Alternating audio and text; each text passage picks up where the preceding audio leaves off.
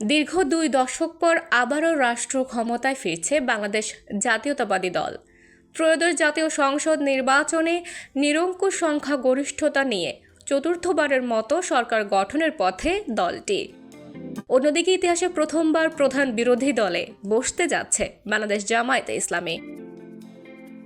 299টি আসনের বেসরকারি ফলে 2/3 বেশি আসনে জয় পেয়েছে বিএনপির ধানের শীষ প্রতীকের প্রার্থীরা। সরকার গঠনের জন্য প্রয়োজনীয় 151টি আসনের বাধা সহজেই পেরিয়েছে দলটি।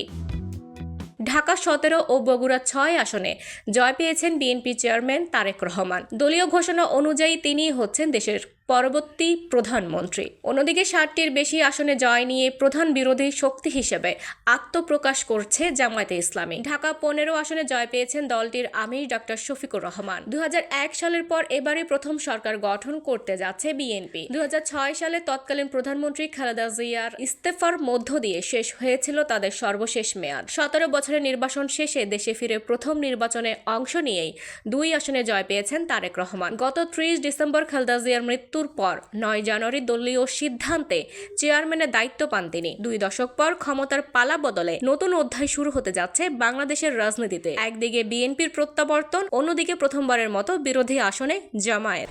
ডেস্ক রিপোর্ট, দৈনিক দৃষ্টি।